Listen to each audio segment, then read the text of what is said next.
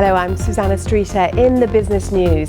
Last-minute talks have been taking place in Berlin between the International Monetary Fund and the European Central Bank to reach a deal with Greece.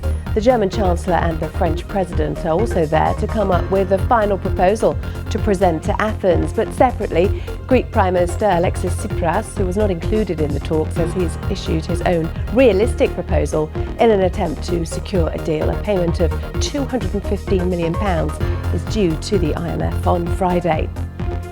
The major energy suppliers in the UK are facing pressure from the new government over their prices. Energy Secretary Amber Rudd has spoken and written to the big six suppliers to question them about whether prices are reflecting companies' costs. A Canadian court has ordered 3 tobacco companies to pay £8 billion in damages to smokers who said the firms failed to warn them of health risks associated with smoking. The lawsuits, covering more than 1 million people, were filed back in 1998.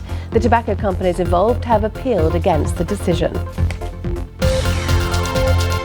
The spectre of deflation hanging over the Eurozone has receded.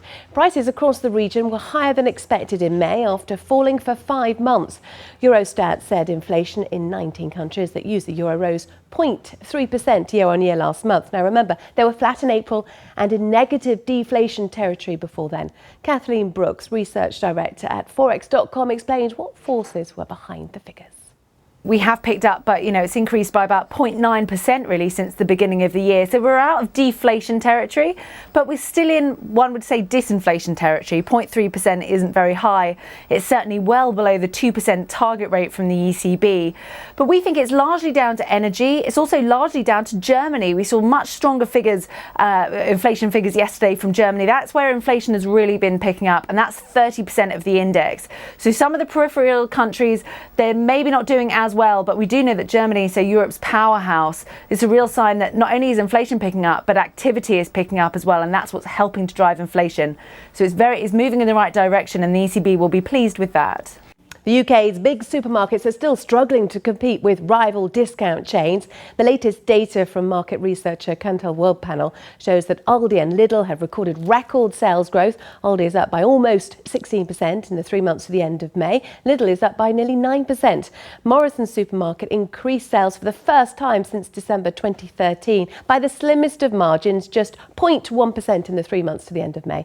Asda continued to trail its rivals, with sales falling 2.4% compared with a 1.3% decline at Tesco and a 0.3% dip at Sainsbury's. Well, for more of this, we can speak to Fraser McKevitt, who's Head of Consumer Insight and Retail at Kantar World Panel. Hello there, Fraser. So what's Morrison's doing right? It's turned around.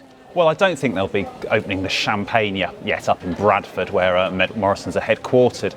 They have got a few things going in their favour. So their internet business finally got off the ground, is finally adding some growth for them. There's also some evidence that some loyal core Morrison's shoppers, people who really love the brand, are starting to be attracted to such initiatives as the Match and More card, and that seems to be driving sales just that little bit better. It's tough at the top, isn't it? Sales dropping for Tesco, Asda and Sainsbury's. Meanwhile, you've got the discount retailers snapping still at their heels, and they're gaining ground rapidly, aren't they?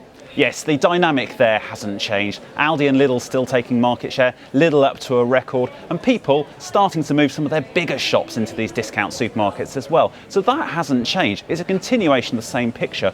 What has changed this month? It's about inflation. Prices are still falling in grocery, but they're not falling as quickly as they were. So by the end of the year, there's a chance that prices might be going up again, which would be great news for the supermarkets, not such good news for consumers. OK, Fraser McKevitt, thank you very much for talking to us. That's all the business news for now. More later. Back to you.